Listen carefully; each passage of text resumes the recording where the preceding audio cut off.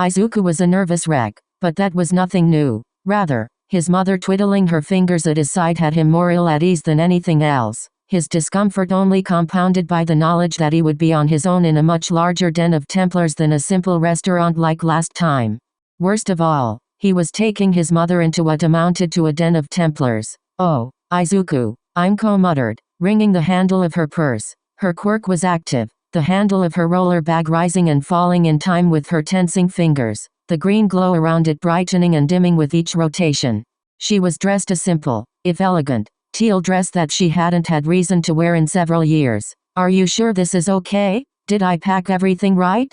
Did I forget anything? Do we have enough clothes for the trip? Are you sure you want me?" "Mom," Izuku interrupted, putting a smile on his face in the hopes that it would come off as true through his lie. "I'm glad you're coming along. If it was just me and Momo, I'd feel so bad about breaking my promise to you. At least this way we get to take a vacation, right? I suppose that's true," the woman sighed. "Still, I feel bad tagging along for my baby's second date. It's not a date, Mom. The boy insisted. "Are you sure? Why else would a girl invite you on a getaway to the premier research showcase in the world? Probably because she knows I'm a nerd." Izuku chuckled, scratching a cheek with a finger. "I wouldn't be surprised if she just hopes to use my analytic skills to network with big names around the world. She is a company heiress, after all, and I'm just a boy from Matsudafu. I don't think that's it, Izu," Imco teased with a grin. "Isn't this the same girl that gave you a suit? What's her name again?" Momo Yaoi Orozu. She's the eldest child of the head of the Yaoi Orozu group and the one who won the UA first year's sports festival. That's actually how she got the tickets to attend the I-Expo. You did pack your suit, right? His mother questioned. "I don't have the money to buy you something new once we get there, and I refuse to let you impose on that nice girl even if she is rich. We are not a family who asks for charity." "I know, Mom," Izuku chuckled. "I know. Trust me, I've got it and my hero costume, too. There's no need to worry. No sooner had the last word come out of his mouth than a limousine pulled around the corner, coming to a stop before the mother and son. The same chauffeur from before, the one with the horns, stepped out of the driver's seat and made his way to the rear passenger side. He offered Izuku a glare as he opened the door, prompting the pair to get in. The man moved past them, already grabbing their luggage. Momo was waiting inside, the heiress comparing dresses as she looked in a full-body mirror. The dress in her left hand was red with white trim while the other was the reverse. She turned as they entered, a smile coming to her face. "Ah, Izuku," she said. "Good morning to you. I hope you have enjoyed the first restful days of our break. And you must be Izuku's mother. He's mentioned you once or twice, you know. Izuku says you're his motivation for wanting to become a hero. And you must be the Momo my baby's mentioned," Imco replied easily, ignoring the indignant mom. That came from her son. "Thank you for inviting us along for this trip. I know it can't be cheap." Not at all. It's my pleasure," Momo insisted, setting the dresses aside. She was wearing a white blouse tucked into a plaid skirt supported by a simple belt, showing off her figure. Her hair was down, flowing over her back like a dark waterfall with a shiny sheen, a single hair clip of red holding in out of her eyes. "Izuku has proven to be a hard-working and clever student, and I still have yet to properly thank him for saving my life. Consider this a step toward that." "I saved your life." Izuku blinked, but his question didn't get an answer through his mother's excited squeak. "Mom, no, stop, no crying, you'll ruin the limo's rug." Sorry, Imco muttered, dabbing at her eyes with a hand towel. "It's just, I'm so glad to see my little Izu making friends." Mom. Izuku bit his tongue, lest he proclaim, "You're embarrassing me in front of the Templars." Wouldn't that be the worst way for a secret to come out? Momo covered her mouth with a hand, stifling her giggles. She smiled, studying the pair. "I am glad to have you both here. My parents had some sudden business that required their attention, so it would have been just me going to the I-Expo had you not agreed to join me." Momo reached across herself, rubbing her arm and glancing away. "I'm really glad I'm not alone." We're glad you asked us to join you, Yaoi Orozu, Imco replied. "You don't have to be so formal with me, Mrs. Midoriya. Please, call me Momo." Then you can call me Imco. I've never been Mrs. Midoriya. Izuku fell onto one of the limo's cushioned benches, his face in his hands. He didn't say anything as the conversation between his mother and his classmate shifted to fashion and materials. This shifted into talk of hero costumes, which led to school and some of Izuku's more outlandish stunts during classes. Baby pictures were mentioned at some point, Izuku instantly jumping in to redirect the conversation away from that landmine. There was no way he would allow his mother a chance to offer a likely Templar entrance into their apartments and the ability to see him at his youngest. So Momo, the Verdant said quickly, you have a brother if I remember right. Why isn't he coming along? I'm afraid Kyo's elementary school is not out for their break until the middle of next week, Momo answered. He really did want to come along, but father refuses to allow him any absence. Father says we must act like there is always a camera watching us, and Kyo skipping school, even to go to the Expo, is not something approved of. That seems rather harsh, Imko commented, thinking back to all the times Izuku took a sick day when he was younger. She knew he'd faked being sick nearly half the time and she'd allowed it, if for no other reason than to baby him before he grew up. I would think a chance to visit the Expo would be a good enough reason to miss, especially if the final days of the term are as slow as I remember them being from my own school days.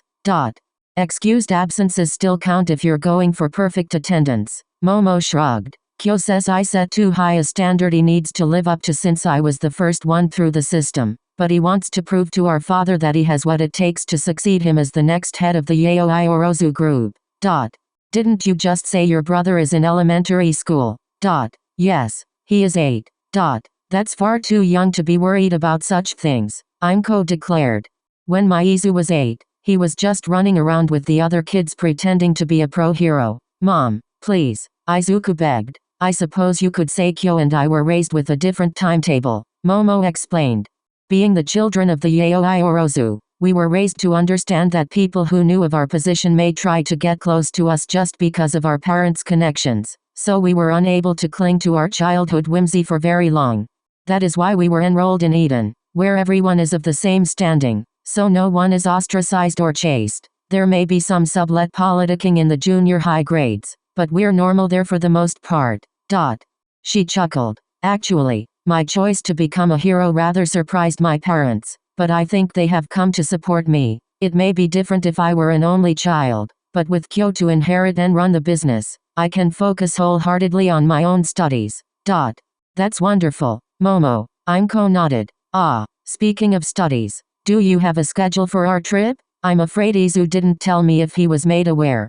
We don't travel much. There is no reason to worry, Momo insisted. We will be taking one of my family's private jets to Island, so we will not need to go through customs more lengthy processes. The trip itself will take around 5 hours and getting through Island's abridged customs another half, so we should be settled in our hotel by 3 in the afternoon at the latest. That should give us considerable time to explore and have dinner before the gala at 8. Lunch will be provided on the plane. This is all so fancy, the older woman muttered. I'm not used to all this. The limo came to a slow stop, the door opening to allow Momo and her guests to exit the vehicle. The horned chauffeur bowed to the heiress as she stepped out and gave an indifferent yet polite nod to Imko, but Izuku received nothing but his normal cold stare. Deciding he didn't care for the treatment, Izuku gave the man a glare of his own. The eyes of a killer stared into the chauffeur's soul. The man's eyes widened, his legs stepping back unconsciously as his hand went to the back of his waist. Izuku chose to ignore him after making his point, following his mother and classmate to the private plane quickly. The plane ride was nice, having offered a lunch fancier than any Izuku had had since La Croix de la Sagesse and enough area for him to take a comfortable nap. He would have partaken of the latter if he wasn't so on edge about being a guest on a Templar plane, so he opted to fake one to avoid unnecessary and tedious conversation. Imko and Momo carried on a conversation for the first hour. He was unable to avoid the baby stories at that point, before the Verdette's nervous energy bled away and she succumbed to her own tiredness. When Momo made no moves toward either him or his mother's sleeping form, rather opting to sip her gold tips imperial tea and watch the clouds out the window, Izuku decided she wouldn't do anything on the trip and relaxed. The remaining stress of the day and the situation, however, could do nothing to diminish his first look at Island. For all their security, Island's private customs were a simple and quick process to get through. He and Momo waved in with their hero costumes and luggage, and Imco only taking a minute longer. There were buildings of all shapes, colors, and cultures, each proclaiming their purpose with their unique architecture. One was the center point of a water park, someone with a water manipulation quirk fashioning fountain spray to spell out welcome for the arriving tourists. Another was a massive harp, its strings seeming to puck themselves and light up in time with a symphony orchestra playing a classical piece at its base.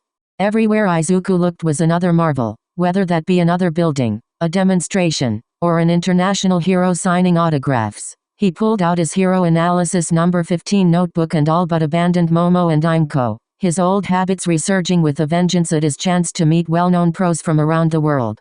All they saw of him were the green coattails of his hero costume disappearing into the crowd. I suppose I should have asked this before, Momo commented, directing her words to the woman watching her son flint from hero to hero with a smile on her face. Imco, how is your English? I don't really know any, the woman admitted. I can identify the sound of it from those old interviews Izuku would watch, but I never learned it well. Izuku's father tried to teach me a long time ago, but I never needed it. I see, Momo noted, rubbing her chin. Though there is no official language on Island, most everyone speaks English as their common dialect for the sake of convenience. It can be a bit of a pidgin, or so I've been told. Perhaps we should see if a vendor somewhere has a universal translator for sale. I suppose it wouldn't hurt to look, but you will not be buying it for me. But, Momo tried, only to be silenced with the look, one universally used by mothers everywhere. Momo swallowed heavily. Very well, let us find some money changers, then. Island uses its own currency, the IS. As it turns out, there were universal translators for sale for 90 is around $9 or somewhere close to 900 yen. Imco donned one shaped like a pair of reading glasses, preferring that style to the darker sunglasses models. They tested it quickly, Momo speaking in English and then having Imco repeat back to her what she'd said, before paying for the tech and going off to track down Izuku. They found him staring up at a passing hero, Godzilla stomping through the streets while waving down to fans. One of his benefactors must have paid to fly him out, Momo commented, Izuku barely jumping at her sudden voice. I hear he's one of the most famous heroes from America's West Coast. There are a lot of international heroes here. Izuku agreed, showing his notebook. Look, I've gotten autographs from heroes like Takahiro, Bluegrass, and Lady Liberty from America, Moose Man and Snaoshao from Canada, La Cucaracha Roja from Mexico, and United, Power Jump, and Joan d'Arc from the UK and Europe. I also got Big Red and Tribell from Africa, Great Sydney and Barrier Shark from Australia, and. Yes, I think we get the message, Imco insisted. I know. Momo offered. The technology showcase is open to the public. Why don't we visit there and see what there is to see? I think that sounds like a great idea, the older woman agreed. Maybe Izu can find some inspiration for armor or tools to help keep him alive. And you, Momo, you must be cold with that much skin exposed. But.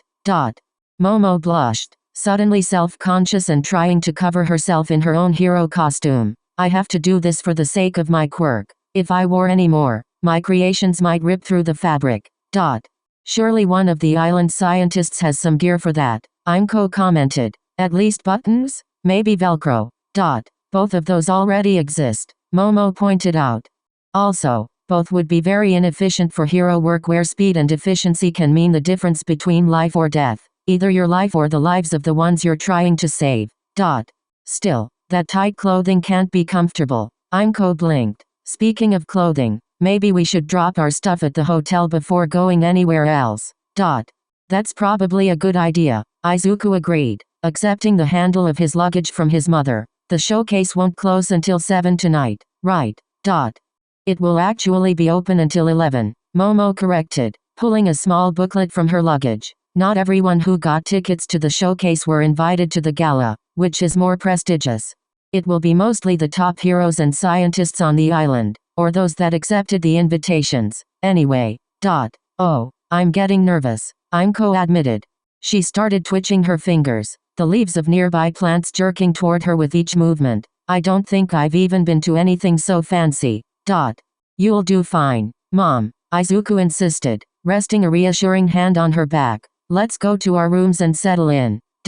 Our hotel is this way, Momo said, leading them down another street. They came to a large building of marble and onyx, its entrance a grandiose archway without any doors. The inside was polished, a red carpet dividing the room in quarters on its way to a fountain in the center of the room. Hovering over the founts was a recreation of the artificial island, a ring around an area like a three-pronged snowflake. Statues of various international heroes from when the island was first built 30 years ago ran around the room, some of which were signed by the men and women in question. There was even an All Might statue. Izuku, unable to fight the urge to take a picture of it, the Midoriyas couldn't help but gawk at the extravagance of the place. Momo, in contrast, strode into the building as if she'd been there before, was not impressed by the opulence. Actually, she probably had been here before and probably had been in places far fancier. Izuku and Daimko followed a few steps behind her after they recovered their wits. The woman behind the counter was typing on a computer as Momo walked up. She had hair the color of dark wine, flowing around her slim shoulders and around her olive-skinned face in a constant breeze. She looked up as Momo approached. "May I help you? I have a reservation." Momo replied. 2 rooms for 3 people. Name, Momo Yaoi Orozu. To her credit, the receptionist barely reacted to the name, simply typing it into her computer. She nodded. "Here it is," she said, reaching for a pair of keycards she offered to the hero student. "Your rooms are on the 10th floor. If there is anything we can do for you, please let us know and we'll be happy to help." Thank you. Momo accepted the keycards, turning to offer one to Izuku. He blinked, taking the card with 1037 stamped on its side. Still awestruck, Izuku and Daimko followed Momo to the elevator, through the gold-decorated hallways, and to the doors marked 1036 and 1037. Momo stepped into her room, offering to meet them in the hallway in an hour. The first thing Izuku did was set his luggage by one of the 2 beds. His eyes scanned the room, searching for locations where bugs could be hidden. Watching Momo's mannerisms had reminded him what Master Aizawa had said, that Island was a Templar stronghold in all but name. He moved to the other side, opening the full-length curtains to reveal the sliding glass door and the balcony beyond. The door moved without a sound, a gentle sea breeze blowing in to run through his hair. He glanced back to see that his mother had set her stuff down and disappeared into the bathroom.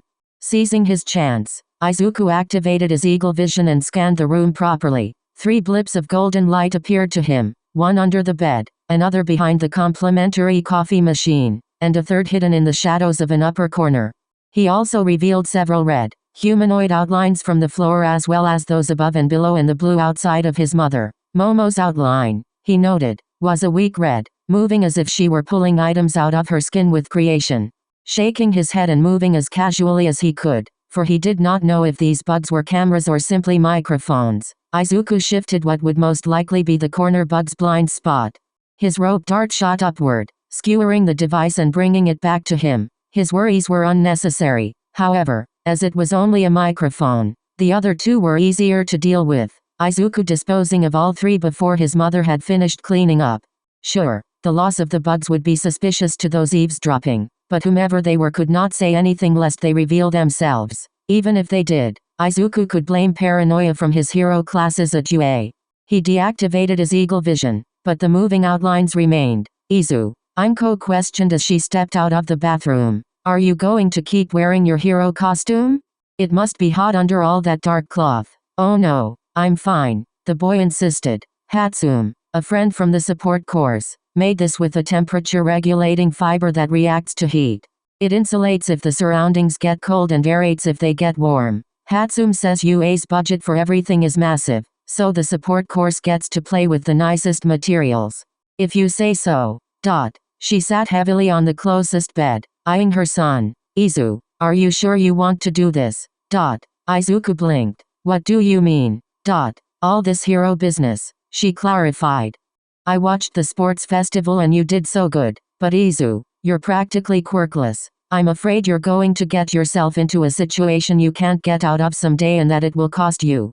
And with villains like the hero killer still on the loose." "Mom."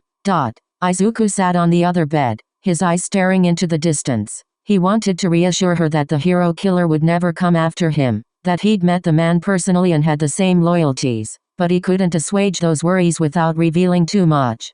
I know this is dangerous, but I want to make a difference. You can do that in other ways. You could be a doctor, or a quirk counselor. You've always loved analyzing quirks, so why not make a living doing it?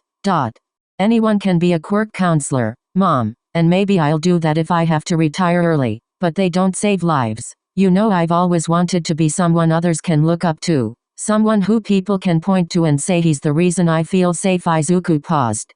I want to keep you safe. Oh Izu, Imco sniffed. She reached over, taking one of his hands. I want you to be safe. You mean more to me than anything else in the world, and it breaks my heart to know that you're constantly preparing to throw yourself into danger. I still haven't gotten to meet any of your teachers, and there's been no news about the group that attacked you, Anne. I know, Mom, but you can't make me change my mind. I worked too hard to get into UA just to drop out. If I quit now, all that time will have been wasted and I'll never know how many people I could have saved. That's why I'm focusing on being a rescue hero. I can leave fighting the strongest villains to others like Bakugo or Todoroki. Okay. Imco could barely speak through the lump in her throat, tears building in the corner of her eyes. Izuku reached forward, using his sleeve to gently dab her tears away before they could build to something that would ruin the decor. She sucked in a breath. So, Momo gave us an hour. I was thinking we could scope out the island, Izuku suggested, pointing a thumb behind him toward the balcony. I only got a glance, but the view from up here is amazing. That sounds nice. Imco stood, catching Izuku in a bone-crushing hug before he could go anywhere. He smiled, leaning into it and hugging her back. Between school and training, he really hadn't been spending enough time with his mother. Maybe this trip, this pseudo-vacation, really was exactly what they needed despite the location. Hey, Mom. Izuku asked as she started to settle into a chair. There's something I want to try. Something my teachers told me about. They say the rush is amazing, but I don't want you to freak out. You're not going to jump off the balcony, are you? No, the boy insisted, biting his tongue about all the times he'd done something similar. Nekoi-sensei once said that surveying a city from the top of a building is a feeling like no other. Well, I'm sure they have elevators that. Izuku didn't let her finish. Already climbing up the wall. Imco gasped as she watched her son climb up the side of the building with an ease that spoke of countless hours of practice until he was a speck by the 15th floor. As for Izuku, he felt the blood in his veins, his heartbeat pounding in his ears, and the wind whistled past him. The stone was decorated with waves and patterns, giving him plenty of hand and footholds for his climb. The top of the building was lined with stone eagles, each one staring out over the artificial island. The young assassin initiate balanced himself atop one, the side of the island so far below, taking his breath away. Committing the layout to near perfect memory, Izuku checked the area directly below him. There was a swimming pool far below, his analytic mind calculating that he could survive landing there if he used his rope dart to swing some of his momentum away with the light post. Nailing such a leap of faith would be a rush unlike anything he'd felt before, but that would probably give his mother a heart attack and tip his hand to Momo when she inevitably heard about it. Opting for digression as the better part of valor, Izuku climbed down back the way he'd come, his mother glaring at him as she tapped her foot. I hope that rush you talked about was worth it, Izu, she said, because I am not happy with you. Izuku could only chuckle weakly, cowed but unrepentant. The pair sat on the balcony for half an hour after the verbal tongue-lashing he received, admiring the scenery and talking about everything and nothing at the same time. From the 10th floor, there were very few buildings tall enough to obstruct their view of the rest of the island, the people looking like multicolored ants far below. Island's quirk laws were far more relaxed than Japan's, so residents and tourists alike used their quirks freely for everything from movement to novelty. A crowd gathered toward the gate closest to them, the booming, familiar laughter of All Might echoing loud enough for them to hear as he was swarmed by fans. I didn't know All Might would be here, but I guess I shouldn't be that surprised, Izuku commented as the noise died down. This is the largest exhibition of quirk tech in the world. As the world's #1 hero, he's probably got a lot of friends he expects to see here. Perhaps he will be at the gala tonight, Imco suggested. You and Momo can see him then. Yeah, I guess so. You did say you wanted to start meeting my teachers. The pair lounged for another few minutes before there was a knock on the door. Izuku answered it, Momo on the other side asking if they were ready to go. They were, stopping only long enough for Imco to grab some water bottles lest they get dehydrated. The expo itself was like a museum, countless one-of-a-kind machines on display with small, electronic diagrams of how they worked. Izuku could barely contain his excited vibrations as the group moved from exhibit to exhibit. They varied wildly, from multi-person transport to a single-person diving suit and capture weapons of all sorts. The trio were admiring a red, two-person vehicle Izuku explained had been a staple of All Might's early career in America. Apparently, All Might nearly failed his classes because he and his sidekick were late so often because they kept running into villains on their way to class. You sound like you really know your stuff, someone said in accented Japanese. Izuku, Imco, and Momo spinning around to see a beautiful, blonde teen a couple years older than the students. She was dressed in a red vest over a white blouse and her blue eyes seemed to shine behind her glasses. Those costumes. Are you both hero students? Yes, we are, Momo answered, offering a hand. I am Momo Yaoi Orozu, and these are Izuku Midoriya and his mother Imco.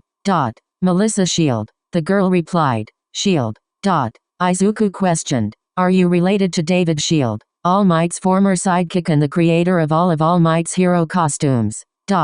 Whoa, slow down, Melissa begged. Japanese is my second language and there aren't many people to practice with other than Dad, so I can't understand it that fast.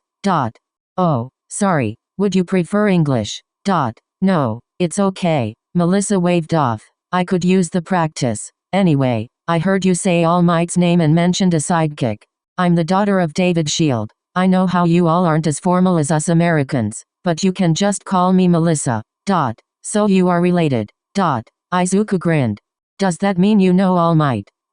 Of course I know Uncle Might. How do you? Izuku and I are his students at UA, Momo offered. I won the sports festival and chose to bring Izuku and his mother along with me since he is my vice representative.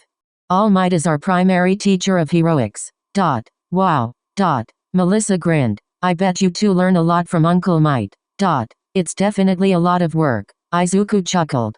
We actually have an American in our class. Her name is Pony Tsunatori. Do you know her? Izuku, America is a lot bigger than Japan, Melissa pointed out. In fact, my father and I moved here when I was 4, so I don't really remember California. The odds of me knowing that American is pretty slim even without that, so the answer is no. I haven't met her. Oh, Izuku deflated a little. I guess that makes sense. Sorry. Say, are you all going to the gala tonight? Melissa asked. We are, Momo confirmed. Why do you ask? Well, if you're so interested, I could introduce you to my father. You're hero students under Uncle Might, so maybe he'll give me permission to play around with some gear for you all. Dad is Uncle Might's chief tech, so maybe I could become yours. It's always good to get a head start, right? That would be great, Momo grinned. Wolfram took in the side of Island, the men under his command flanking him. He was a tall man, red hair combed back save for 2 stray strands. His face held a serious frown as his dark eyes studied the people below. His 2 top men stood on either side, one with pink hair and rosewood-colored markings under his eyes and the other with white hair and a surgical mask. The one with pink hair reached upward to pull the cigarette from his lips, blowing out a puff of smoke. Is everything ready, Tapper? The leader questioned in English. It will be by tonight, sir. The white-haired man answered, typing away at a handheld communicator. Our spies say the system's reprogramming is ready at a moment's notice and no one seems the wiser to our plan. We'll contact the man to let him know we're here and he'll give us the local. We just need the heroes in one place, and the coordinates are still accurate. Yes. The man with pink hair said. Island hasn't moved a foot in the past 24 hours. It's here. Well, let's get this shit over with. Everyone, you know your roles. We move tonight.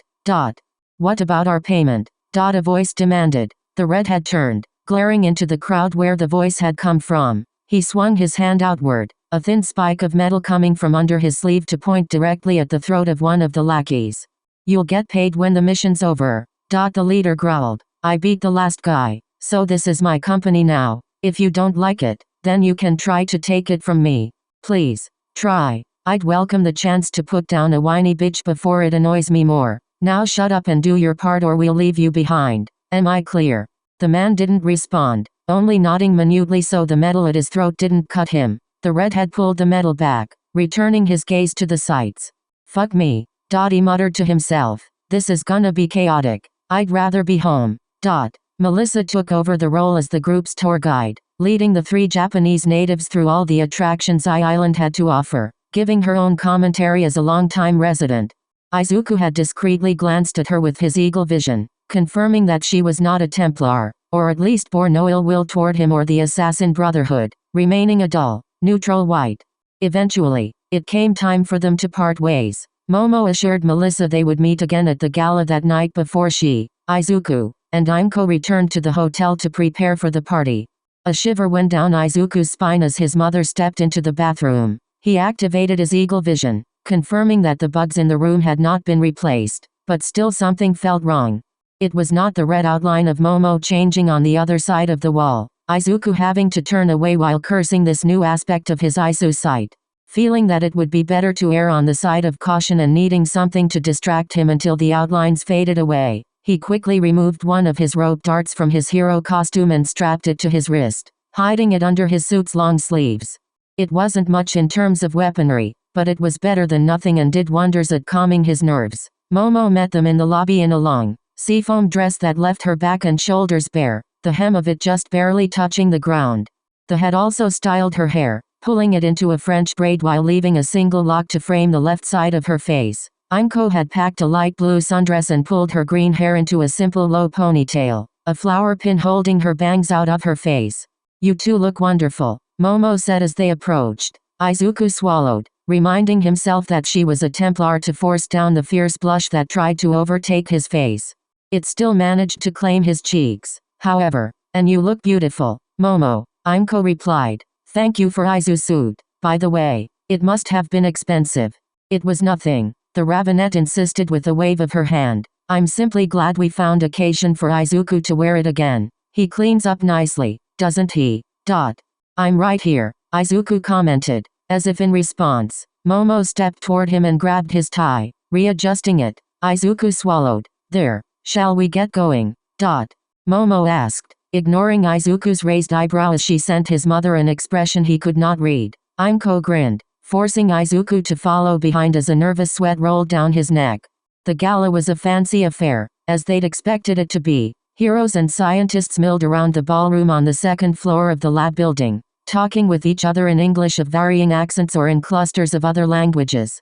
The Verdant recognized the sounds of French, Spanish, Chinese, and something that may have been a mix of English and Gaelic. But that last one was so fast and garbled that the boy had to chance of ever deciphering it.